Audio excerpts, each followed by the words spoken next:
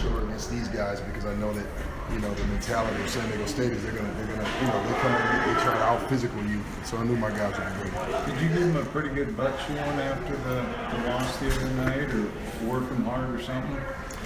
I did. We did as a staff. We got after them quite a bit, and we had some tough days in practice, and they responded.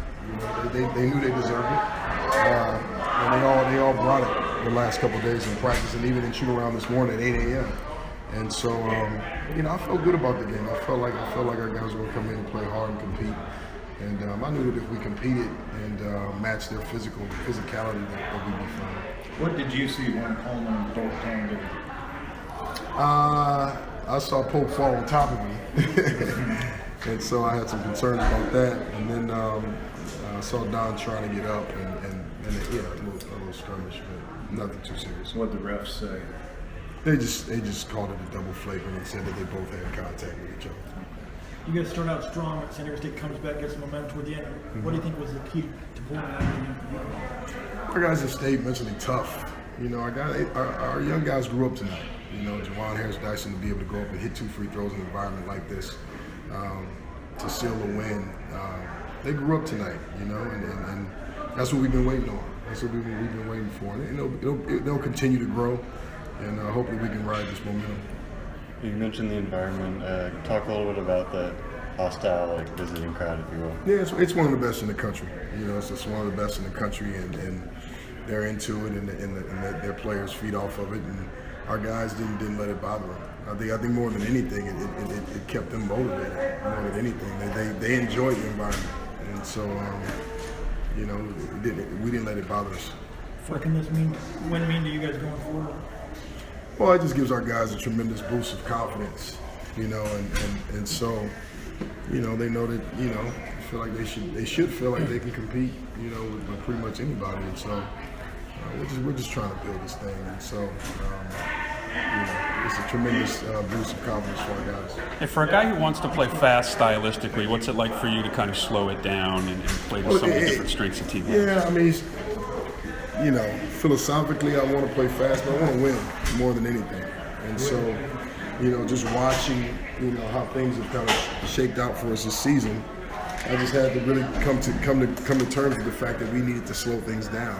We have young guys, and the speed and the pace of the game. If we're trying to play fast, with the amount of youth that we have, it doesn't help us to do that. And so, just figured, we need to slow things down, get the shot that we want to get, make the defense work, and that'll be the strategy moving forward. So you're 10 games into your career as a head coach. What prepares you for the highs and lows you've experienced already this season? And I asked that, Coach, just being an assistant at a high level, and the pressures of being in some of the, being here as an assistant, being in Louisville as an assistant, there's pressure no matter what your title is when you're at a high major situation, and so it just goes with the territory. But I was there in Maui with you in the media center after the Chaminade game, and that's about as low as it gets for a head coach. And this has got to be about as high as it gets, and we're talking about a 10-day span. So how does it feel today, standing here, versus when you had to face that? That's why you only focus on your next opponent. You never look past anybody, because you just never know. Anybody can get you on any given night. BC beat Duke tonight, #1 team in the country. Anybody can get anybody these days with the scouting. You're not going to catch anybody off guard, and even at the lower levels, they got great coaches at the lower levels, and so that's why you focus in on the opponent at hand, and you don't look past anybody. So do you know who you're even playing next? We play Fullerton next week. All right, there you go. What are we going to do? Marcus Lee, real quickly, Coach. He's just been in foul trouble a bunch. He had a really nice start today, but you guys have to start game planning a little different moving forward, that you might not get him for too many minutes. He needs to have more discipline. I'm giving him as much opportunity to be out there as we need him. He just has to do a better job of just staying disciplined on the defensive end. He hasn't been in foul trouble every game. And he's a veteran, and he's an integral part of our team.